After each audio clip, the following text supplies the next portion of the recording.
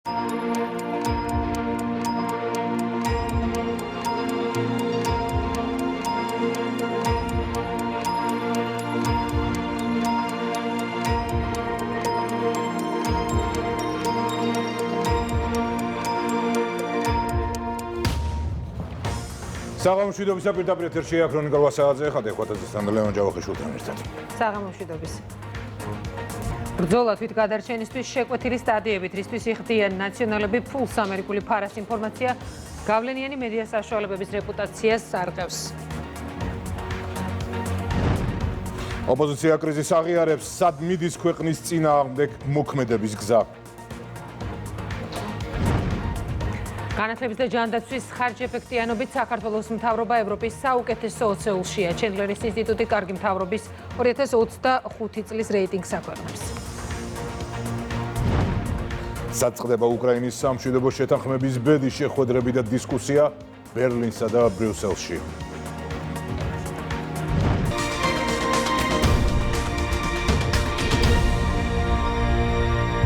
უსაფუძვლო კრიტიკა და ევროპული საბჭოს გადაწყვეტილება, რომელსაც საქართველოს ხელისუფლებას აბრალებენ. ევროკომისარი მარტა კოსი იმედოვნებს, რომ საქართველოს მთავრობა იქ დაბრუნდება, საიდანაც არ გადაუხვევია. ევროინტეგრაციის გზა ქვეყნისა და ხელისუფლების უცვლელი არჩევანია. სადამჯელო ნაბიჯები კი ბრიუსელს ეკუთვნის და ეს თავადაც აღიარეს, მათ შორის მარტა კოსმა. მეგინ არსავიძე გვერდება პირდაპირ ეთერში. ევრობიუროკრატების ნაწილმა, როგორც ირკვევა, ევროპულ ღირებულებებთან ერთად წარსულში გაკეთებული საკუთარი განცხადებებით დაივიწყა. არა თანმიმდევრული განცხადებებისა და უსაფუძვლო კრიტიკის ავტორ ევროპელ პოლიტიკოსებს ქართული ოცნებიდან ურჩევენ, ნამდვილ ევროპულ ღირებულებებს დაუბრუნდნენ. თუმცა ევროპული მიდგომების ნაცვლად ევროკავშირის საგარეო საქმეთა მინისტრების ნაწილი დღეს ისევ საქართველოს შიდა საქმეებში ჩარევას ცდილობდა და ჩვენს ქვეყანას უსაფუძვლოდ აკრიტიკებდა. საკუთარ არათანმიმდევრულ განცხადებებში დაკარგული ევრობიუროკრატია. ევროკომისარი მარტა კოსი და ევროკავშირის საგარეო საქმეთა მინისტრების ნაწილი ევროპული საბჭოს გადაწყვეტილებისთვის პასუხისმგებლობას საქართველოს ხელისუფლებას აკისრებენ. ქართული ოცნებისგან ითხოვენ ქვეყანა იმ ევროპულ გზაზე დააბრუნოს, საიდანაც ევროკავშირისგან განსხვავებით საქართველოს არ გადაუხვევია. სწორედ ევრობიუროკრატების არადემოკრატიულ მიდგომებთან დაკავშირებით ისმის კრიტიკა ამერიკის შეერთებული შტატებიდან. ევროკავშირი ევროპული ცივილიზაციის საფრთხედაც კი შეაფასეს. ჩვენ გავაგრძელებთ სამოქალაქო საზოგადოებისა და ორგანიზაციების მხარდაჭერას. იმედი მაქვს, ქართული რეჟიმი პოზიციას შეიცვლის და სტრატეგიას გადახედავს, სად არის საქართველო. დღეს კონკრეტულ მომენტში საქართველოს ევროპული მომავლისთვის უფრო მეტ სიბრძვიან და მეტი წვლილი შეაქვთ ხალხს, ვიდრე ინსტიტუტებსა და მთავრობას. ჩვენ უნდა ვითანამშრომლოთ უფრო მეტი და უნდა ვიყოთ ერთ მხარეს, როდესაც ვუყურებთ შავ ზღვას და ამის გამო ჩვენ შეშფოთებულები ვართ საქართველოში დღეს მიმდინარე მოვლენების გამო. საქართველოზე საუბრისას მე ნამდვილად იმედი მაქვს, რომ ხალხის მხარდაჭერით საქართველოს ხელისუფლება, მთავრობა დაუბრუნდება ევროპულ გეზს, თუმცა ეს მათ ხელშია.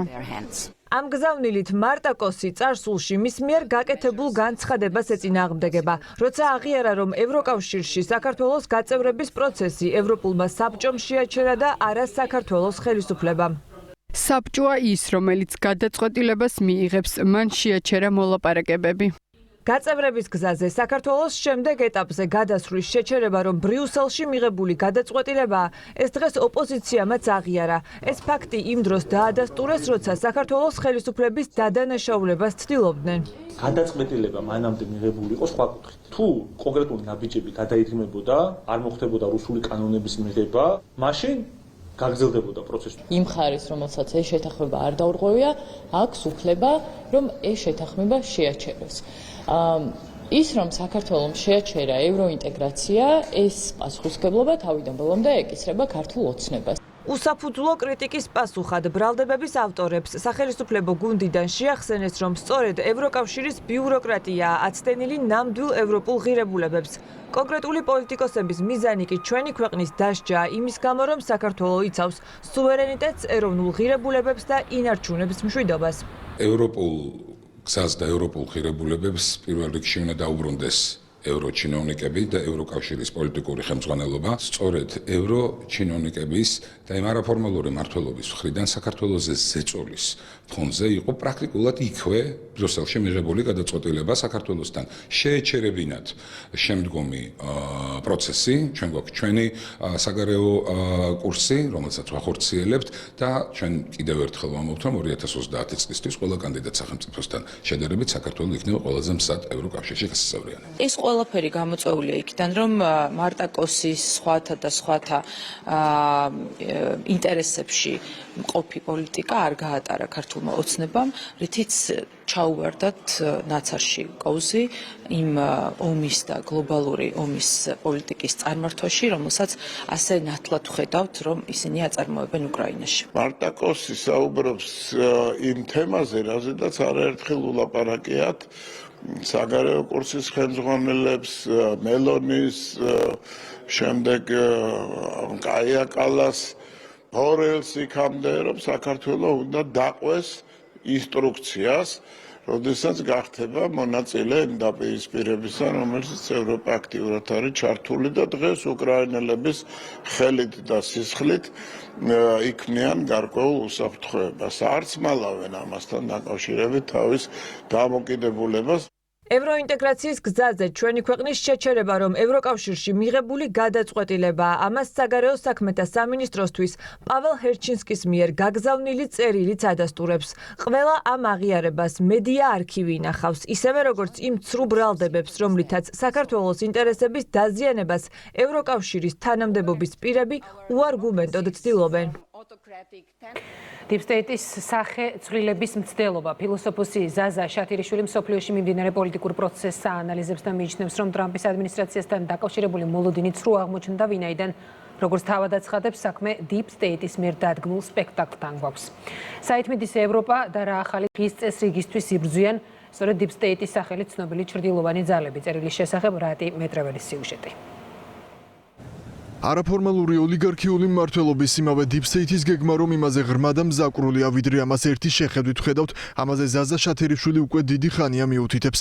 ფილოსოფოსი ამ თემაზე მორიგ ვრცელ წერილს აქვეყნებს, სადაც იმ რამდენიმე გარემოებაზე წერს, რის გამოც მისთვის ეჭვგარეშეა, რომ შეერთებული შტატების მოქმედი ადმინისტრაცია არათუ ებრძვის, არამედ მნიშვნელოვანი როლი აქვს Deep State-ის გეგმაში. მთელი ამ დროის განმავლობაში, როდესაც ამერიკის შეერთებული შტატების პრეზიდენტის, ვიცე-პრეზიდენტის, სახელმწიფო მდივნისა და სხვა ჩინოვნიკების რიტორიკა არაფორმალური გავლენების დანგრევის აუცილებლობისკენ იყო მიმართული, თუ გახსენდებათ, რომ ოდესმე მათ დაესახელებინოთ რომელიმე გავლენიანი ოჯახის გვარი, დაესახელებინოთ BlackRock-ი და Vanguard-ი, კორპორაციები, რომლებიც ფლობენ უდიდეს აქტივებს და აერთიანებენ ამერიკის მთლიან სიმდიდრეს. ვერ გაიხსენებთ, რადგან მსგავსი შემთხვევა არ ყოფილა.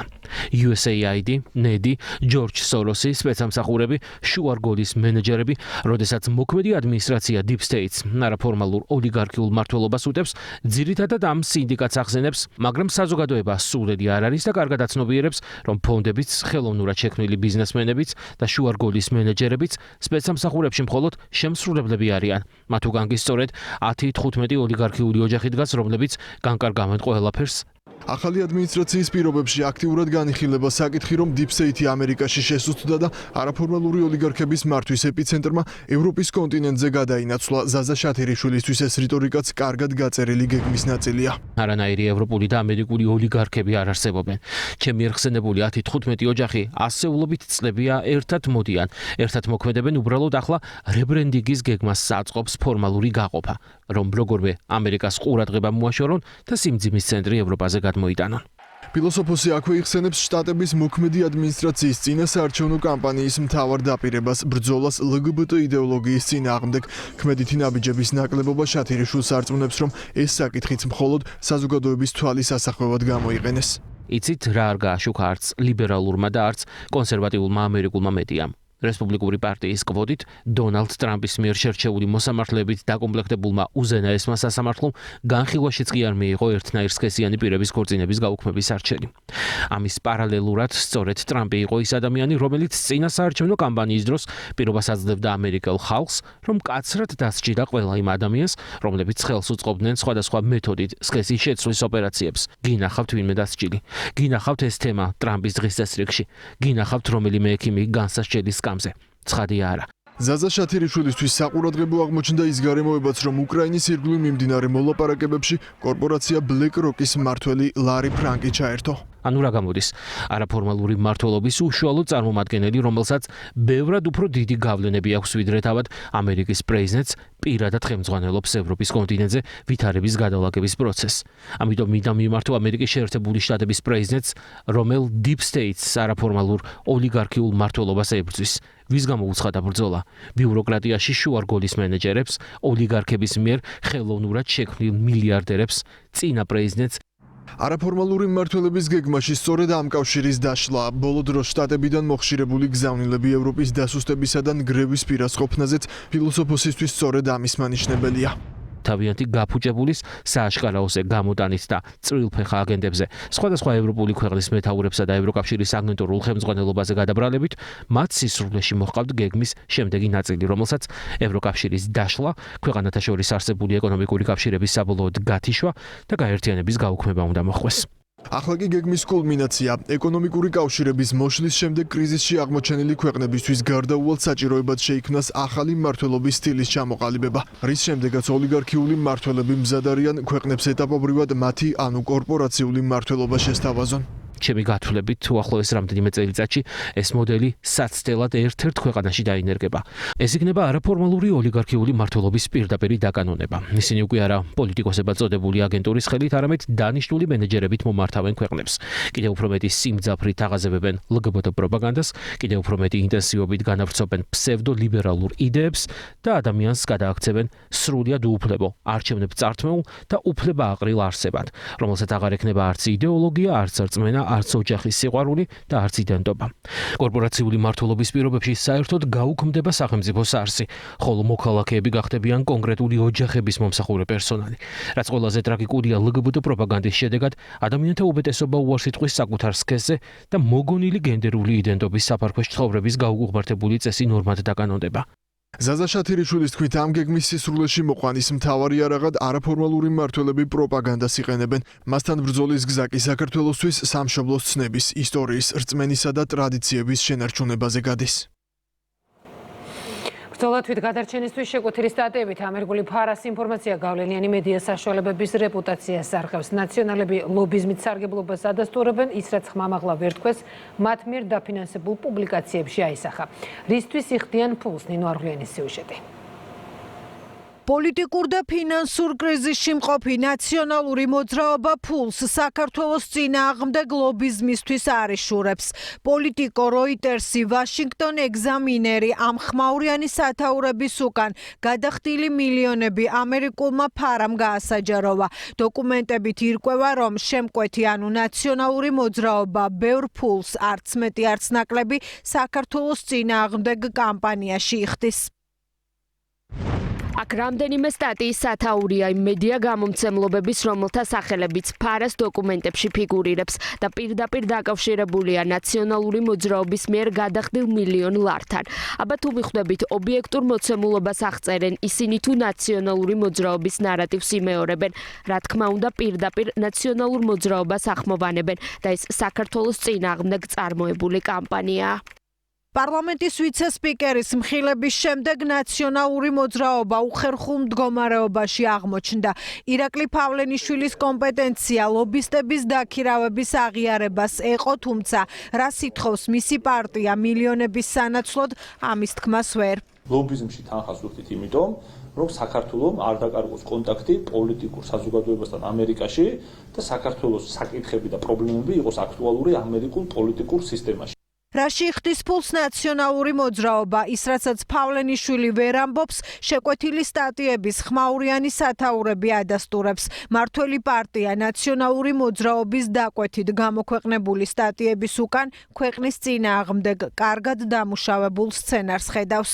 თავმად შეგვიძლია ვთქვათ, რომ ის დეზინფორმაცია, რომელიც საქართველოსთან დაკავშირებით ვრცელდება, სამწუხაროდ ამ გავლენიან და საკმაოდ მაღალ რეპუტაციულ და რეიტინგულ მედია გამოცემებში ნაციონალური მოძრაობის შეკვეთილი ცრუ ნარატივებია. სრულად არიან გადართული საერთაშორისო ველზე. ჩვენ ვხედავთ მათ წარმომადგენლებს, რომლებიც სენატში, კონგრესში ხვდებიან ამერიკელ პოლიტიკოსებს, ვხედავთ ფულს და თანხებს, რომელიც ისინი ლობირებაში ხარჯავენ და ფარას დოკუმენტები ამას ასაჯაროებს. ჩვენ ხედავთ მათ ლიდერებს და წარმომადგენლებს ევროპარლამენტის კორიდორებში მორბენალს და რა თქმა უნდა ეს კიდევ ერთხელ გვაჩვენებს, რომ საკუთარ ქვეყნის შიგნით, როდესაც არანაირი დასაყრდენი არ აქვთ, ერთადერთი დასაყრდენი მათ უკვე თავის პატრონებთან დარჩენიათ. ქვეყნის მტრობაში ბევრჯერ შემჩნეული ნაციონალური მოძრაობა იმავე გზას ადგას. სახელისუფლებო პარტია მიიჩნევს, რომ ქართული ოპოზიციის ქმედებები მხოლოდ ლობიზმის ჭრილში არ უნდა განვიხილოთ. კიდევ ერთხელ დასტურდება, რომ გამჭირვალეობის სისტემის არსებობა, იმგვარი კანონმდებლობის არსებობა, როგორიც ამერიკის შეერთებულ შტატებში არის ფარა და უკვე ახლა საქართველოშიც გვაქვს გავსი კანონმდებლობა, ერთმნიშვნელოვნად ძალიან დიდი იარაღია იმისთვის, რომ გამოვლინდეს ყველა მავნებლური და არასახელმწიფოებრივი ქმედება, რომელსაც ნაციონალური მოძრაობა საკუთარი სამშობლოს წინაშე ახორციელებს. ამ შემთხვევაში ჩვენ როდესაც ვხედავთ კონკრეტული რადიკალური ძალის მიერ გადახდილ უზარმაზარ თანხას იმის სანაცვლოდ, რომ პირდაპირ მიზანმიმართულად დაზიანდეს სახელმწიფო ინტერესი და ქვეყნის ეროვნული ინტერესები, რა თქმა უნდა, აქ ჩვენ ვერანაირად ვერ ვიმსჯელებთ იმაზე, რომ ეს არის ლობისტური საქმიანობა. შესაბამისად, მე მიმაჩნია, რომ ეს უფრო სამართლებრივი საკითხია და სამართლებრივ განზომილებაში უნდა იქნეს განხილული ეს საკითხი, ვიდრე პოლიტიკურ ჭრილში. ქვეყანაში მილევად რეჟიმში მყოფი ოპოზიცია შველას ქვეყნის გარეთ ნაყიდი სტატიებით, რეზოლუციებით და პოლიტიკური განცხადებებით ითხოვს. სწორედ ესაა მიზეზი, რომ ოპოზიციის ლიდერებს იშვიათად ნახავთ თბილისში და ხშირად სხვა ქვეყნების დედაქალაქებში. ოპოზიცია რომელმაც საკუთარი თავი ჩიხში თავადვე შეიყვანა, მძიმე მდგომარეობას თავადვე აღიარებენ. ოპოზიციაში ყველაფერი კარგად რომ არ არის, ამას ერთიანი ნაციონალური მოძრაობის პოლიტიკური საბჭოს წევრი გიორგი კაპანაძეც ხედავს და შესაბამის პოსტს სოციალურ ქსელში აქვეყნებს. მართველი გუნდისთვის ეს პირდაპირი აღიარებაა, რადიკალების კრიზისის მიზეზი კი მათი სიცრუეზე აგებული პოლიტიკა. ნინი მაისურაძე გიამბობთ. ნაციონალური მოძრაობა ოპოზიციაში არსებულმა კრიზისმა იქამდე მიიყვანა, რომ მძიმე პოლიტიკური მდგომარეობის შესახებ საჯაროდ უკვე თავად ლაპარაკობენ. გიორგი კაპანაძე მრავალჯერ განცდილი მარცხით გამოწვეულმა მწუხარებამ ილუზიებიდან რეალობაში დააბრუნა და ვიდრე მხარდამჭერთა რაოდენობა კიდევ შემცირებულა, კოლეგებს კონსოლიდაციისკენ მოუწოდებს. არ იქნება დამაჯერებელი იმის თქმა, რომ ოპოზიციაში ყველაფერი კარგად არის, ოპოზიციაში ყველაფერი კარგად არ არის. ოპოზიციაში უიმედო მდგომარეობა რომ კიდევ დიდხანს გასტანს, ამას მათთან დასმული კითხვის პასუხებიც ცხადყოფს. მაგალითად, პარტია ლელოში გვითხრეს, რომ გიორგი კაპანაძეს და მით უმეტეს მის მოსაზრებებს საერთოდ არ ცნობენ. ნაციონალური მოძრაობის მოქმედმა წევრებმა თანაპარტიელების მოსაზრება ჩვენგან შეიტყვეს და დაეთანხმნენ. ყოფილი წევრები კი უიღბლო პოლიტიკურმა წარსულმა ირონიის ხასიათზე დააყენა. 2026 წელი მოდის, შევაჯამოთ. ჩვენ გვყავს 2018 წელს არალეგიტიმურად არჩეული ლეგიტიმური პრეზიდენტი სალომე ზურაბიშვილი, რომელიც არ იწყალებს პოლიტპატიმრებს, თუნდაც მხოლოდ ფორმალურ პოლიტიკურად. გვყავს არალეგიტიმური უსამართლო სასამართლო, რომელმაც ბაია პატარაიას წინააღმდეგ ლეგიტიმური და სამართლიანი გადაწყვეტილება მიიღო. ყოველთვის ვიყავთ ერთიანობის ინიციატორების, მომხრეების, თუმცა ბევრი პრობლემა არსებობდა ოპოზიციაში, რა თქმა უნდა, ამას ლაპარაკობთ. კონსოლიდაციის საჭიროებაზე საუბრობენ პარტია გირჩშიც, თუმცა ვიწრო პოლიტიკური ინტერესებით შეპყრობილი კოლეგებისგან რელევანტური ნაბიჯების მოლოდინი არ აქვთ. შეიძლება ჩვენთან არ უნდა ლაპარაკი, მაგრამ ერთმანეთს არ ელაპარაკებიან. მარშებით და ჯარიმების გადახდით არ შეიძლება ქართულისმა დაამარცხო. ისეთ იდეა არ შესთავაზეს ხალხს, რომელიც მე არჩევნებზე მიიყვანდა. ამისთვის უნდა იყოს დისკუსიები. რომლის იმედი არ მაქვს, მაგრამ სულ მოუწოდებთ, რაიც იქნება რაღაც ხალხი გამოსწორდეს და ეშველოს რა. მართველი გუნდიდან რადიკალებს შეახსენეს, რომ ოპოზიცია პოლიტიკურ ჩიხში პირადი ინტერესებით ნაკარნახებმა მავნებლურმა დღის წესრიგმა შეიყვანა. ისინი კი ვინც ჯანსაღი ოპონირების ნაცვლად საკუთარი ქვეყნის მშვიდობიან განვითარებას ჩაუდგებიან ოპოზიციაში, ყოველთვის პოლიტიკური ფიასკოსთვის არიან განწირულნი. ეს არის იმ მრუდე დეგრადირებული დღის წესრიგის დამსახურება, რაც მათ საკუთარ ქვეყანასთან მიმართებით გააჩნიათ, როგორც სურთ რევოლუციებით ხელისუფლების ხელში ჩაგდება და რევანში პრაქტიკულად არანაირი შანსი რადიკალების საქართველოში არ აქვს და უკვე ერთმანეთის მიმართ აქვთ ეს აგრესია. თავიდანვე დაიწყეს სიყალბით და ერთ სიყალბეს მეორეს აშენებდნენ თავს და ბოლოს შედეგად მიიღეს ის, რომ აღმოჩნდნენ პოლიტიკურ ჩიხში. ისედაც ბევრი უკვე მიხვდა ამას და ამიტომაც არის რომ მათი რიგები ესე შემცირებულია და ისინიც კი ვინ ჯერ კიდევ რჩებიან მათი მხარდაჭერები, ისინიც გამოეცლებათ ხელიდან. სისუსტე აღიარებულია, დაპირისპირება მწვავდება და სამშობლოს წინააღმდეგ მოქმედი ოპოზიცია პოლიტიკური ველიდან დღითი დღე ქრება. არქიმანდრიტ დოროთე ყურაშვილს უდელთ მოქმედება შეუჩერდა. ამის შესახებ სრულიად საქართველოს კათოლიკოს პატრიარქის ბრძანებაშია ნათქვამი, სადაც ვკითხულობთ. თბილისის წმინდა სამების საკათედრო ტაძრის უდელთ მსახურს არქიმანდრიტ დოროთე ყურაშვილს გაფრთხილებების მიუხედავად საეკლესიო კანონიკური ეთიკის არაერთგზის დარღვევისთვის მოციქულთა 55 კანონის საფუძველზე შეუჩერდეს უდელთ მოქმედების უფლება.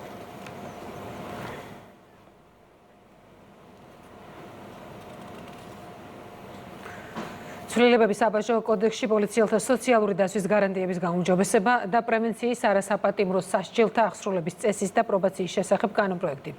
საკომიტეტო განხილვები პარლამენტში მარიამ ბუღაძე გვეტყვის უფრო მეც პირდაპირ ეთერში. შინაგან საქმეთა მინისტრის მოადგილემ დღეს კომიტეტზე ორი კანონპროექტი წარადგინა, ერთი მათგანი პოლიციელებისა და მეხანძრე მაშველებისთვის სოციალური გარანტიების გაზრდას ითვალისწინებს, რაც ნიშნავს იმას, რომ სამსახურებრივი მოვალეობის დროს დაზიანების ან გარდაცვალების შემთხვევაში მათთვის და მათი ოჯახის წევრებისთვის კომპენსაციები გაორმაგდება. ალექსანდრე დარახველიძემ ისაუბრა ასევე ცვლილებებზე, რომელიც საბაჟო კოდექსში განხორციელდება, როგორც იცით, ხელისუფლებას უკომპრომისო ბრძოლა აქვს გამოცხადებული ნარკოდანაშაულის წინააღმდეგ და ამ მოცანის უკეთ განხორციელების მიზნით შინაგან საქმეთა სამინისტროს და საბაჟო ორგანოს თანამშრომლობით ერთობლივი ცენტრი შეიქმნება. თანამშრომლები უკვე ერთობლივად გააკონტროლებენ სასაზღვრო გამშვებ პუნქტებზე, აეროპორტებსა და პორტებში საქართველოში შემომავალ და გამავალ ტვირთებს.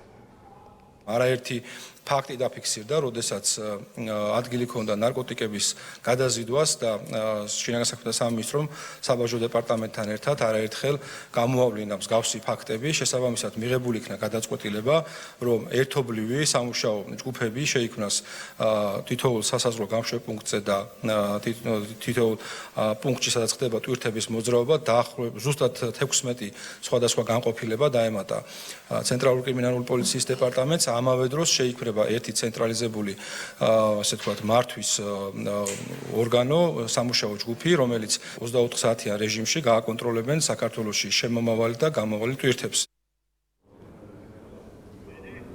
სოციალური გარანტიები იზრდება პრობაციის ეროვნული სააგენტოს თანამშრომლებისთვის მათი სამსახურებრივი რისკებიდან გამომდინარე, მათ სპეციალური სტატუსი მიენიჭებათ, ასევე გაიზრდება მათთვის ხელფასების ოდენობაც. ცვლილებები შეეხებათ ასევე პრობაციონერებს, დაბალი რისკის პრობაციონერებს აღრიცხვა უკვე საკუთარ რეგიონში შეეძლებათ. არასაპატიმრო სასჯელთა და პრობაციის სახით სამართლებრივი აქტების აღსრულება გარკვეულ საფრთხეებს შეიცავს.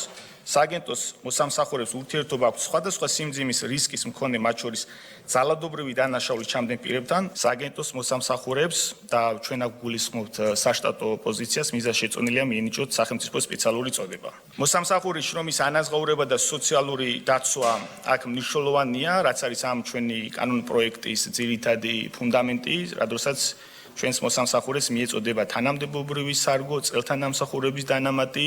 მოსამსახურე დაექვემდებარება სიცოცხლისა და ჯანმრთელობის სავალდებულო სახელმწიფო დაზღვევას.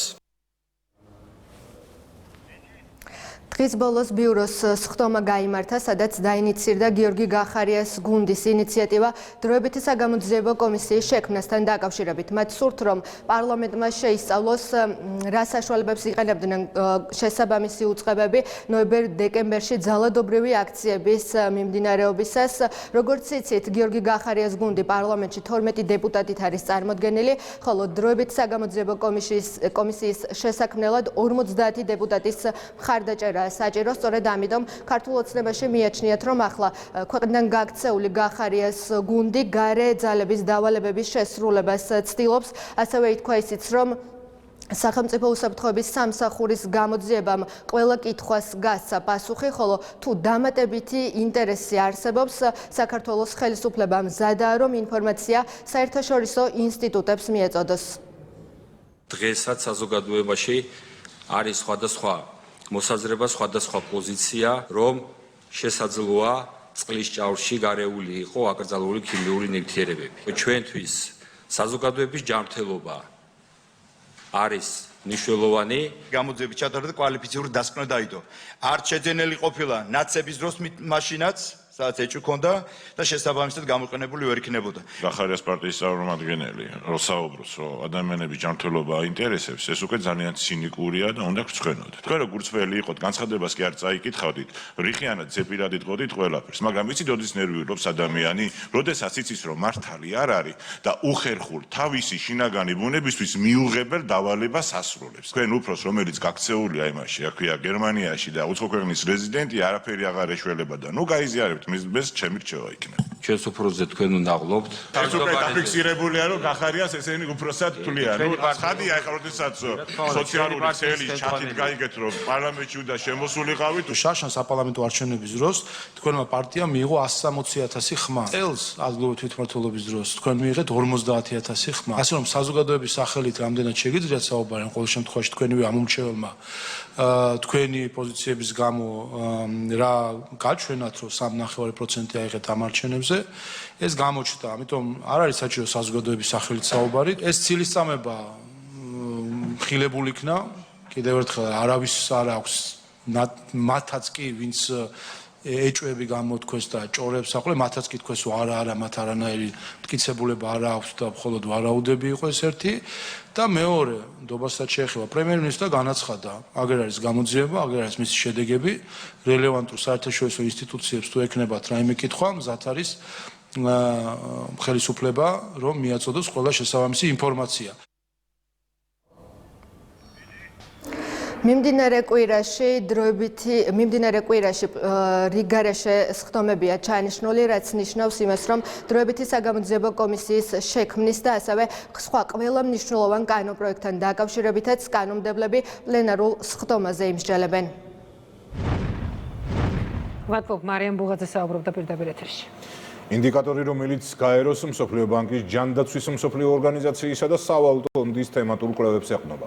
ჩანდლერის ინსტიტუტი კარგი მთავრობის 2025 წლის რეიტინგს აქვეყნებს, განათლებისა და ჯანდაცვის ხარჯ-ეფექტიანობით საქართველოს მთავრობა ევროპის საუკეთესო 20-ში მოხვდა.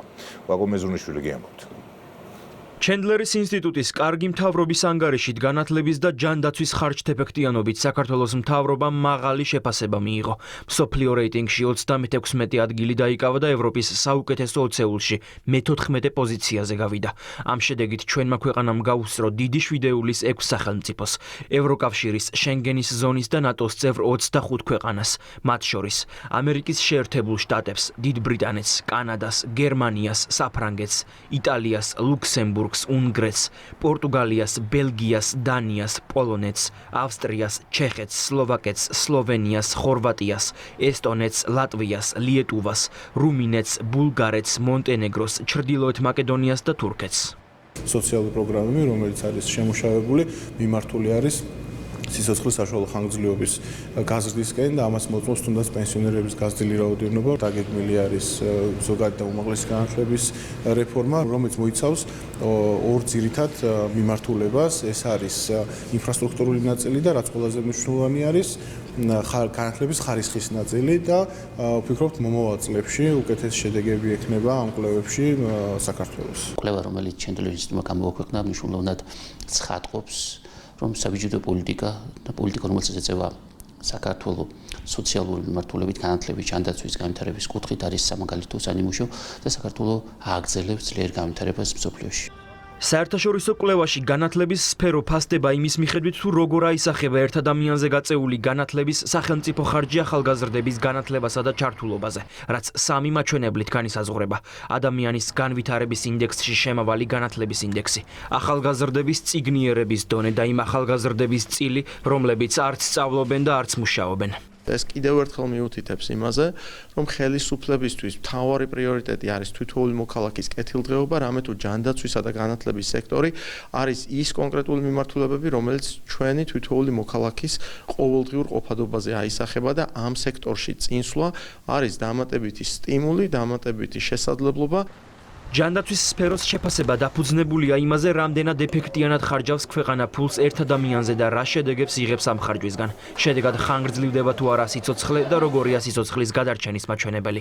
ასეთი ავტორიტეტული კვლევების შედეგად განხორციელებული აღიარება ბუნებრივია ქმნის დიდ ენთუზიაზმს დარგის შემდგომი განვითარებისთვის და ვფიქრობ, რომ ეს კარგი ინდიკატორია ერთის მხრივ გასულ პერიოდში სწორად ნამართი პროცესების დასტურის მიღებისა და იმავდროულად, რა თქმა უნდა, ეს იმედის მომცემი სიგნალია თითოეული მოქალაქისთვის, ვისთვისაც მნიშვნელოვანია ჯანდაცვის სისტემის გამართულად ფუნქციონირება, რომ ჯანდაცვა იმართება სწორად, განათლება იმართება სწორად.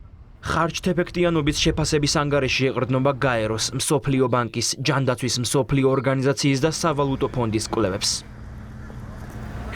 საკონლით საგარეო საავჭრო ბრუნვა 2025 წლის იანვარ-ნოემბრის მონაცემებს სტატისტიკის ეროვნული სამსახური ავრცელებს. წინა წლის შესაბამის პერიოდთან შედარებით ეს მაჩვენებელი 9.5%-ით მეტია, გაზრდილია ექსპორტიც, რატი მეტრეველი გიამბობთ. საკონლით საგარეო ვაჭრობის მხრივ საქართველოს რომ წინ მიიწევს ამას სტატისტიკური მონაცემები ცხადყოფს. იანვარ-ნოემბრის საგარეო სავაჭრო ბრუნვამ გასულ წელთან შედარებით 9.5%-ით მოიმატა და 23 მილიარდ 200 მილიონ დოლარს გადააჭარბა. გაზრდილია როგორც ექსპორტის, ისე იმპორტის მაჩვენებლები. გასულ წელთან შედარებით ექსპორტმა 10.1%-იანი ნამატით 6 მილიარდ 600 მილიონ, იმპორტმა კი 16 მილიარდ 598 მილიონ დოლარს გადააჭარბა. 2025 წლის 11 თვის მონაცემები საკონლის ექსპორტის მოცულობა გაზრდილია 10%-ით და 6 მილიარდ 600 მილიონ ამერიკულ დოლარს შეადგენს. რაც შეეხება იმპორტის მაჩვენებელს, სახეზე გვაქვს 9.3%-იანი და აღნიშნული მაჩვენებელი 16 მილიარდ 600 მილიონ ამერიკულ დოლარს უტოლდება. ასევე დაახლოებით აქედან გამომდინარე 9.5%-ით გაიზარდა ბრუნვის მოცულობა. საქსტატის მონაცემებით მიმდინარე წლის 11 თვიანმა მაჩვენებელმა უკვე გადაასწრო გასული წლის სავაჭრო ბრუნვის მაჩვენებელს. გარდა გასული 11 თვისა ნაყოფიერი აღმოჩნდა ნოემბერი. ექსპორტის მაჩვენებელმა რეკორდულ 782 მილიონიან ნიშნულს მიაღწია. წარმატებული გამოდგა ნოემბერი საქართველოს საგარეო ვაჭრობისათვის, დაფიქსირდა თვის აბსოლუტური რეკორდი. ექსპორტის თვალსაზრისით 782 მილიონ დოლარს გადააჭარბა ექსპორტმა, რაც ძალიან მაღალი მაჩვენებელი არც ერთ წელს, არც ერთ თვეში არ ყოფილა ასეთი მაღალი მაჩვენებელი და საქართველოს აგრძელებს განვითარებას, აგრძელებს ექსპორტის ზრდას. საგარეო ვაჭრობის მაჩვენებელი დადებითია, თუმცა საქართველოს ხელისუფლების ამბიციური გეგმაა ის კიდევ უფრო გაიზარდოს. მთავრობის მიზანია ქართული პროდუქცია მოთხოვნადი იყოს არა მხოლოდ ქვეყანაში, არამედ საერთაშორისო ბაზარზე. ექსპორტის მსგავსი ტიპის ზრდა დაკავშირებულია იმ სწორ და თანმიმდევრულ პოლიტიკასთან, რასაც საქართველოს მთავრობა ახორციელებს, რომელიც ერთის მხრივ მიმართულია მცირე და საშუალო მეწარმეობის და ზოგადად კერძო სექტორის მხარდაჭერისკენ, ხოლო მეორეს მხრივ საქართველოს მთავრობა აფართოებს თავისუფალი ვაჭრობის შეთანხმებებს მსოფლიოს არაერთ ქვეყანასთან. ქვეყნის ეკონომიკურ მაჩვენებელზე არსებითი გავლენის ერთ-ერთი მთავარი კომპონენტი საგარეო ვაჭრობის ტენდენციაა. სწორედ ამიტომ მისი განვითარება საქართველოს მთავრობისთვის პრიორიტეტად რჩება.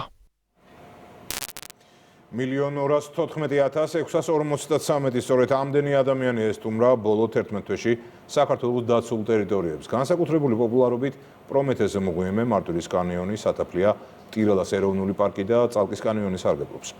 ტურისტების რეკორდულ მაჩვენებელს დაცული ტერიტორიების სააგენტო აქვეყნებს. მარიამ მელაშვილი გიამბობთ.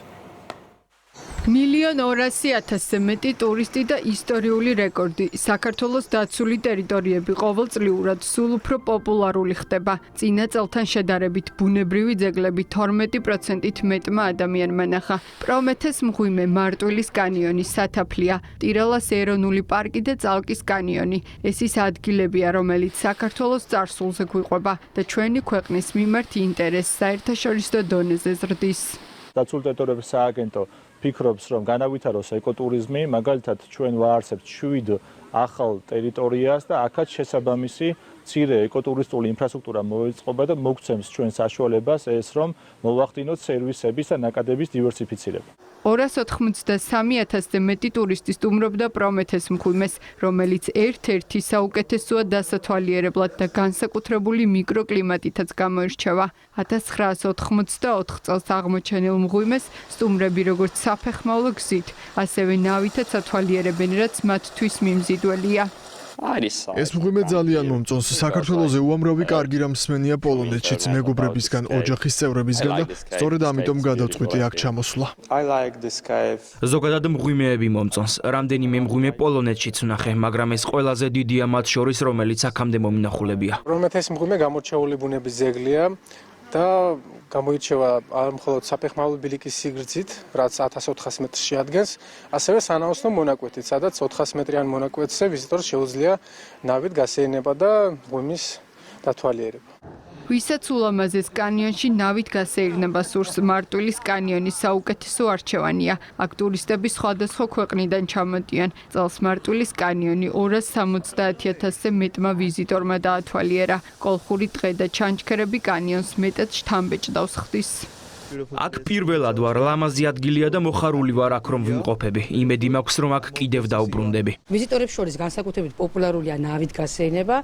კიდევ ერთი უპირატესობა ის არის, რომ აქ მოგზაურობა ღამის საათებშიც არის შესაძლებელი. ბოლო წლებში დაგვემატა ზიპლაინი, სამომავლოდ დაგეგმილია ვირტუალური რეალობის სტენდის მოწყობა. დაცული ტერიტორიების სააგენტო ყოველწლიურად ეკოტურისტული ინფრასტრუქტურის განვითარებას განაგრძობს. დაგეგმილია თბილისის ეროვნული პარკის ეკოტურისტული სივრცის გახსნა. წიწვოვანი მცენარეების მოპოვებასა და ტრანსპორტირებაზე კონტროლი მკაცრდება. კანონდარღვევის პირველ ჯერზე ჯარიმა 2000 ლარია, განმეორების შემთხვევაში კი სისხლის სამართლებრივი პასუხისმგებლობა დადგება. ეროვნული სატყეო სააგენტო კიდევ ერთხელ მოუწოდებს მოსახლეობას გაუფრთხილდნენ ბუნებრივ სიმდიდრეს, ახალი წლისთვის კი ხელოვნური ნაძვის ხეები გამოიყენონ. კივი კუჭავაგი ამბობს. ახალი წლის მოახლოებასთან ერთად იზრდება წიწვოვანი მცენარეების უკანონოდ მოპოვების რისკი. შესაბამისად, ეროვნული სატყეო სააგენტო კონტროლს ამკაცრებს. მკაცრია სანქციები, ჯარიმა 2000 ლარია. განმეორების შემთხვევაში კი დგება სისხლის სამართლის პასუხისმგებლობა. გამოითვლება გარემოსთვის მიყენებული ზიანიც და თუ 1000 ლარს აჭარბებს, გამოძიება სისხლის სამართლის საქმეზე დაიწყება. ამ შემთხვევაში სანქცია ჯარიმას ან 3 წლამდე თავისუფლების აღკვეთას ითვალისწინებს. თუ ზიანი 3000 ლარზე მეტია, სასჯელი 5-დან 7 წლამდე პატიმრობით განისაზღვრება. უკანონო რეალიზაციის წესის დარღვევაზე კანონმდებლობით განსაზღვრულ სანქციებს ემატება გარემოზე მიყენებული ზიანიც. თუ ზიანის ოდენობა აღემატება 3000 ლარს, სასჯელი ითვალისწინებს თავისუფლების აღკვეთას 5-დან 7 წლამდე. ყოველ გამოვლენის სამართალ დარღვევაზე გატარდება კანონმდებლობით განსაზღვრული მკაცრი სანქციები. სახელმწიფო ტყის ტერიტორიაზე წიწვოვანი მცენარეების უკანონო მოპოვება განსაკუთრებით გარემოს აზიანებს. ეროვნული სატყეო სააგენტო მოუწოდებს მოსახლეობას სადღესასწაულო პერიოდში გამოიყენონ ხელოვნური ნაძვისხი ან სპეციალურ სანერგეში გამოყვანილი ნაძვები. დაიცვან გარემოდან უგაანადგურებენ ბუნებრივ სიმდიდრეს. იმ ზომის წიწვოვანი ნერგი, რომლითაც საახალწლო ნაძვისხეებად ვიყენებთ, ეს არის ახალგაზრდა ხე, რომელმაც მომავალში უნდა შექმნას ტყე. მოსახლეობას შევახსენებ, მოვუწოდებ, რომ გონივრული გადაწყვეტილება მივიღოთ წინა საახალწლოდ, გამოვიყენოთ ხელოვნური ნაძვისხე, ან სპეციალურად სანერგეში და ასეთ პლანტაციაში გამოყვანილი ნერგები შევიძინოთ. გარემოს დაცვისა და სოფლის მეურნეობის სამინისტროს შესაბამისი სამსახურები წიწვოვანი მცენარეების უკანონო მოპოვებისა და ტრანსპორტირების ფაქტების გამოსავლენად მუდმივ კონტროლს ატარებენ სახელმწიფო ტყეებსა და სავაჭრო ობიექტებზე. კანონიერად მოპოვებული ხემცენარეების რეალიზაციის შემთხვევაში გამყიდველმა ხე-ტყის წარმომავლობის დამადასტურებელი დოკუმენტი უნდა წარადგინოს. განსაკუთრებით ყურადღება იქცევა ისეთი ტიპის რეგიონებს, სადაც განსაკუთრებით დიდარია ტყეები წიწვოვანი ხემცენარეებით, პლუს ამას დედაქალაქშიც ჩვენი პატრულების ეკიპაჟები საკმაოდ ესე ვთქვათ აქტიურად არიან წარმოდგენილი ისეთ ლოკაციებზე, სადაც ტრადიციულად ხდება აღნიშნული პროდუქტებით ვაჭრობა, სადაც ხდება ხოლმე უკანონო ესე ვთქვათ ხემცენარეების გამოვლენა და შესაბამისი რეაგირების მიღება. გარემოს დაცვისა და სოფლის მეურნეობის სამინისტროს დეპარტამენტების მიერ ჩატარებული საინფორმაციო კამპანიების შედეგად წიწვოვანი მცენარის უკანონოდ მოპოვება რეალიზაციის ფაქტები ყოველწლიურად მცირდება. სადღესასწაულო ღონისძიებები თბილისის საახალწლო სოფელში საზეიმოდ მორთული პირველი რესპუბლიკის მოედანი სტუმრებს მთელი დღის განმავლობაში მასპინძლობს. იმართება საშობაო ბაზრობები, საბავშვო მასტერკლასები და სემინარები. სტუმრებს ღია კინოთეატრი, წარმოდგენები, ატრაქციონების პარკი და ყინულის მოედანიელით. დღის ბოლოს კი სცენა მუსიკალურ ბენდებს ეთმობა. საახალწლო სოფლიდან სალომე შანშიაშვილი გვერდება.